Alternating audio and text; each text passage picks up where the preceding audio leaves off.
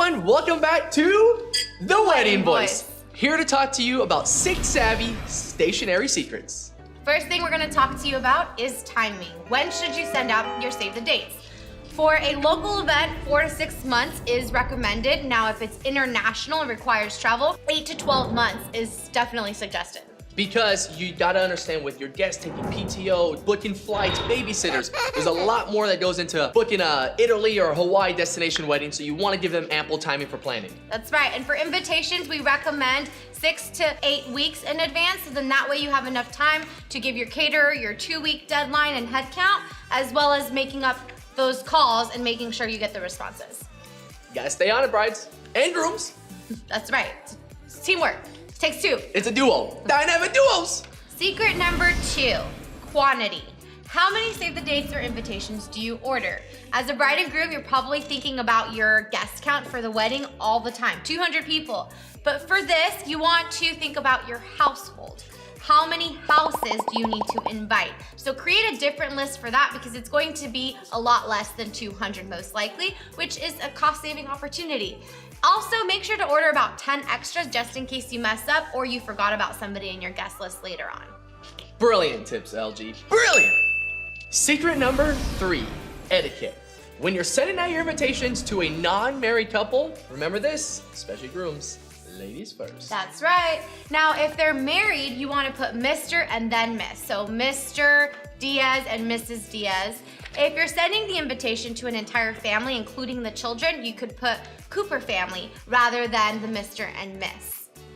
Brilliant tips.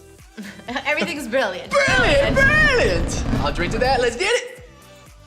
Secret number 4, addressing. If your writing is anything like mine and it's pretty terrible, labels are a lifesaver. You could reprint them for your various events like your save the dates, your thank you cards, invitations, bridal party, and it's really easy. It's just a sticker, you stick it on. It's something that the gentlemen are capable of doing. We are? I mean, you'd hope so. Secret number 5, shipping.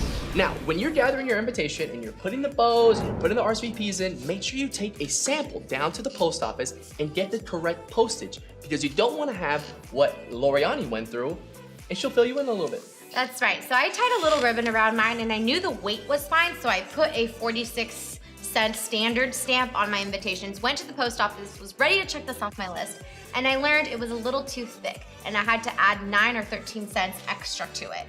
So I said, all right, what stamps do you have? And they had a blue penguin. So I had a blue penguin with a cute little heart, and it looked terrible, but I was so ready to get these invitations out of my sight that I didn't care. It's something that I kind of regret because I put a lot of work into my invitations, but the stamps didn't look so hot. You don't want to go through that. Do your due diligence, take down a sample, down to the post office, and get the correct postage. You don't want a little heart that you have to put a penguin right next to. Right. Secret number 6, saving money in our favorite. So if you already know what vendor you want to use for your wedding invitations or stationery, start getting in their mailing list so you know when they have promotions and discounts being offered, and take advantage of that time. Also, if they don't offer discounts, ask for it. That's what I did. I said, hey, look, I already spent this amount on my invitations, on my save the dates, and I want to order thank you cards. They gave me a 15% discount. In addition to that, instead of purchasing the pre-printed return address, you can get a stamp. Ooh, that's something I can get behind. Ooh, I like this. Is fun. It's easy. Even a child could do it. Or your groom.